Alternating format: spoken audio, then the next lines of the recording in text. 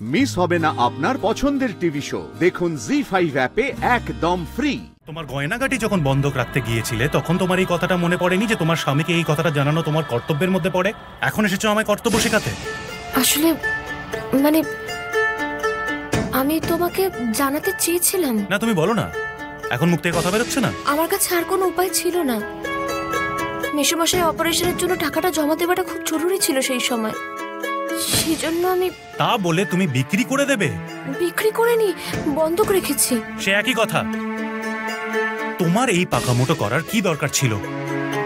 ওরা তো রাস্তায় পড়ে থাকা মানুষ নয়, ওনাদের ছেলে আর তার বউ যথেষ্ট রোজগার করে। তাছাড়া প্রতি মাসে পেনশনের টাকা আলাদা। ওদের বাড়িতে তো টাকা পয়সার কোনো অভাব নেই। তোমাকে কে বলেছে এই পাকামোটা করতে? হ্যাঁ, তুমি ঠিক কথাই বলছো, কিন্তু পঙ্কজ আর সমৃদ্ধি তো এখানে ছিল না, গোয়া গেছে ঘুরতে। মাসিমা টাকা পয়সার ব্যাপারে কিচ্ছু জানে না। আমি তো তোমাকেও ফোন করেছিলাম সেই জন্য, তুমি টাকা দেবে না বলে দিলে, তাই নিজেই ব্যবস্থা করলাম। তুমি কি সবার দায়িত্ব নিজের ঘাড়ে নিয়ে বসে আছো? বাকিরা কেউ নেই দেখার জন্য? আরে ছিল, সবাই চেষ্টা করেছে সাহায্য করার, কিন্তু তখন হাসপাতালে দেবার মতন কারোর কাছে অতগুলো টাকা ছিল না। আমি কি করতাম? মেসোমশাইয়ের জীবনের ব্যাপার ছিল, এটা মাসিমা দুশ্চিন্তা করছিল, ঘাবড়ে গেছিল। আমি এটা দেখতে পারছিলাম না, তাই সোনার দোকানে সোজা চলে গেছে, গিয়ে চুরি বন্ধ করে রেখে টাকা নিয়ে এসেছি। বাহ বাহ বাহ বাহ বাহ! তুমি এমন কি রাজকার্য করলে যেটার জন্য তোমার মনে হচ্ছে যে ওরা তোমাকে বসিয়ে নোবেল প্রাইজ দেবে? হ্যাঁ, তার নিজের ছেলের কিছু যায় আসে না, তার ছেলের বউয়ে কিছু যায় আসে না। আমাদের নিজেদের টেনশন কম আছে যে তুমি আরো দায়িত্ব ঘাড়ে নিলে।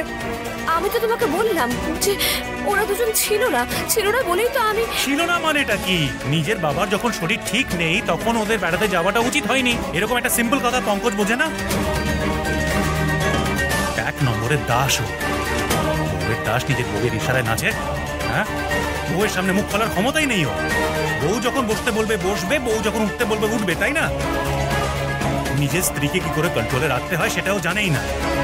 বউকে এমন ভাবে কন্ট্রোল করতে হয় যাতে সে তার ইশারায় চলে। উঠতে বললে উঠবে, বসতে বললে বসবে। বাহ, কি উচ্চ মানসিকতা আপনার। রেবতী ঠিক সময় এসেছে, তাই তো ওনার মহান চিন্তা ভাবনার নমুনা শুনতে পেলাম আজকে। আপনার কথায় উঠবে বসবে, আপনার সব হ্যাঁতে হ্যাঁ মেলাবে, যা বলবে তাই করবে। তাহলে আর বউয়ের কি প্রয়োজন আপনার? তার থেকে একটা রোবট কিনে আনুন, তারপর রিমোট টিপে তাকে যেমন ইচ্ছে চালান। রাধিকা, রেবতী ছেড়ে দাও না। এই ছেড়ে দেব ব্যাপারটাই না মেয়েদের সব থেকে বড় শত্রু। কোনো সমস্যা থাকলে তার আলোচনা করাটা জরুরি। ছেড়ে দাও না এই বিষয়ে। আর এক মিনিট, আমার কিছু প্রশ্ন আছে যার উত্তর ওনাকে দিতে হবে। আমাকে বলুন, কি খারাপ কাজ করেছে রাধিকা? ও কোনো দিক না ভেবে একটা সিদ্ধান্ত নেয় যার জন্য একজন বয়স্ক মানুষের প্রাণ বেঁচে যায়। যাকে নিয়ে গর্ব করা উচিত তাকে আপনি কথা শোনাচ্ছেন, আর ওকে ভুল ধরাতে গিয়ে আপনি সমস্ত নারী জাতিকে অপমান করছেন। এক মিনিট, এটা আমার বাড়ি আর আমি এখানে যা খুশি বলতে পারি। আর হ্যাঁ, এটা আমাদের পার্সোনাল ম্যাটার, আমাদের মাঝখানে কথা বলার আপনার কোনো অধিকারই নেই। তাহলে একে পার্সোনালি রাখুন।